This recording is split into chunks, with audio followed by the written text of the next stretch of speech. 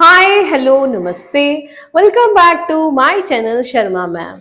तो बच्चों आज हम करेंगे क्लास 11 मैथ्स चैप्टर 1 सेट्स। और सेट्स में बेटा हम करने जा रहे हैं वेन डायग्राम।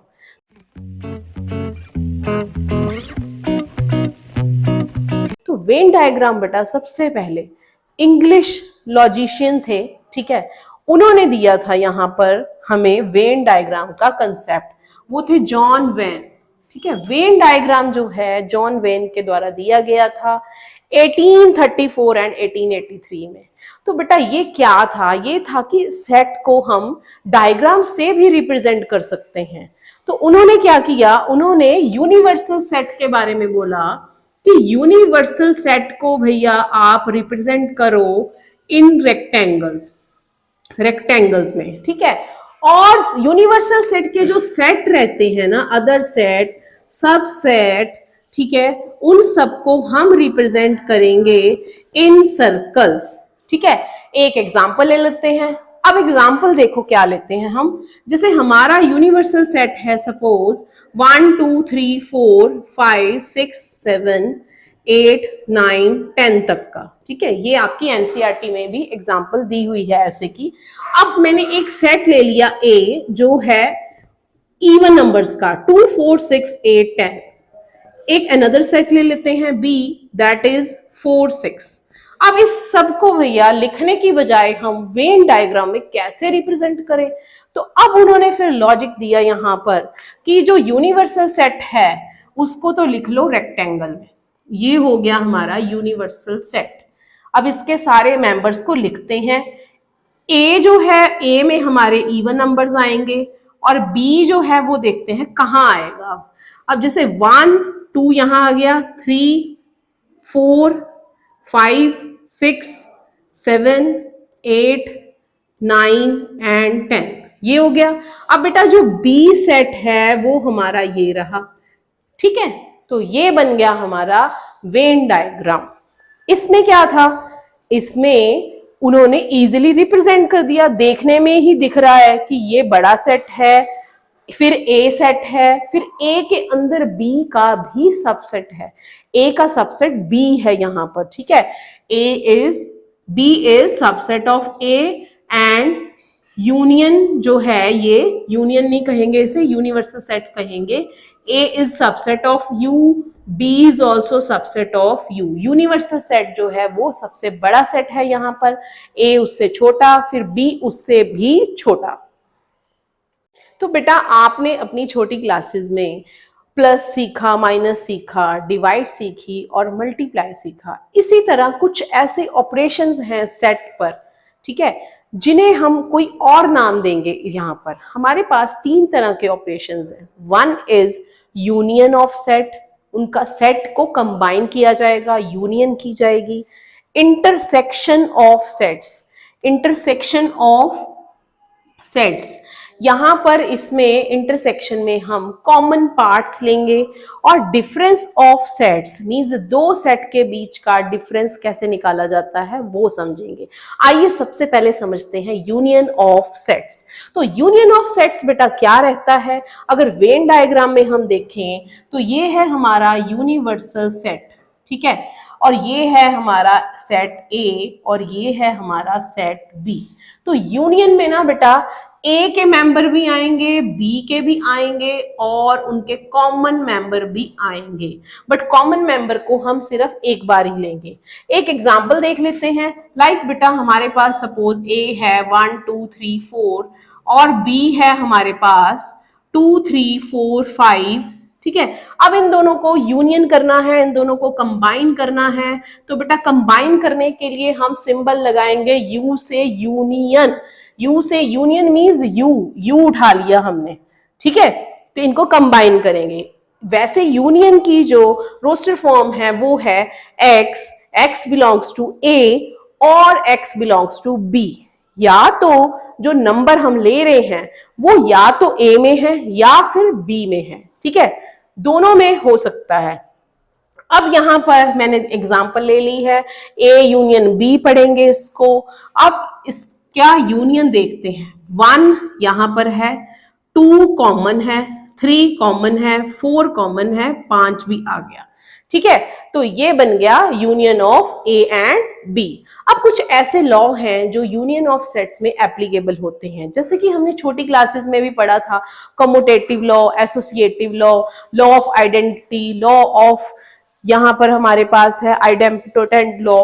ठीक है, तो सबसे पहला है A union B, B union A, same होता है। यहां पर भी अगर हम ए यूनियन बी कर रहे हैं, अगर बी यूनियन ए करेंगे तो वो भी सेम ही आएगा।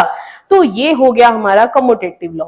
इसी तरह एसोसिएटिव देखते हैं, अगर ए का बी के साथ पहले यूनियन कर लें और सी का बाद में करें, वो जो आंसर आएगा वो वैसा ही होगा जैसा बी का यूनियन सी से किया और उसके बाद ए के साथ किया। ठीक है, और अब बेटा ये सबसे इंपॉर्टेंट लॉ है हमारे लिए।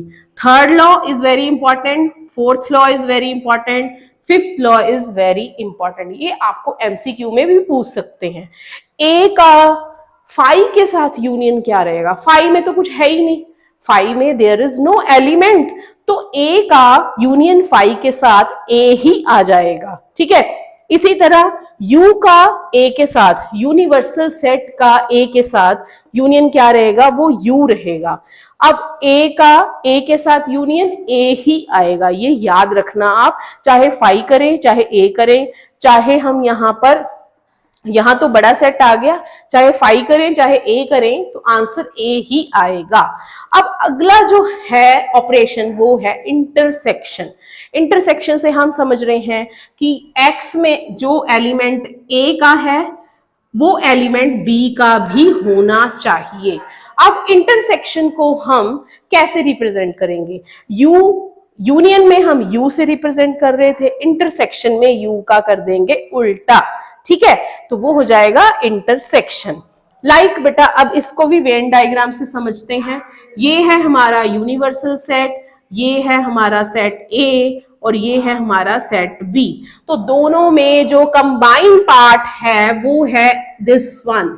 ये छोटी सी आंख जो बन गई है इसे हम कहेंगे ए इंटरसेक्शन बी। इंटरसेक्शन को हम उल्टे यू से रिप्रेजेंट करेंगे। ठीक है, अब यहां पर भी हमारे कुछ लॉ है, जैसे ए का इंटरसेक्शन बी के साथ वही आएगा जो बी का ए के साथ होगा। इसी तरह एसोसिएटिव भी हो गया। अब फाई का ए के साथ इंटरसेक्शन क्या आएगा? फाई का ए के साथ इंटरसेक्शन आएगा फाई। क्यों? क्योंकि इधर फाई है उधर सेट ए है, हर सेट में फाई होता है, तो फाई फाई दोनों तरफ है, वो कॉमन आ गया। ठीक है, अब थर्ड लॉ हमारा बहुत इंपॉर्टेंट हो गया इस केस में। अब U का A के साथ इंटरसेक्शन, ये यूनिवर्सल सेट है और बीच में हमारे पास A है, तो इंटरसेक्शन आएगा A। ठीक है, A का A के साथ इंटरसेक्शन A ही आ जाएगा। इसी तरह बेटा ये जो लॉ है ये भी हमारे लिए बहुत इंपॉर्टेंट है, क्योंकि ये है combination of union and combination of intersection. यहां पर पहले ए की इंटरसेक्शन है बी यूनियन सी के साथ, और फिर उसी लॉ को हमने सेपरेट कर दिया, पहले ए की इंटरसेक्शन बी के साथ, देन यूनियन ए की इंटरसेक्शन सी के साथ, जैसे कि हमारे पास छोटी क्लासेस में होता था एसोसिएटिव लॉ।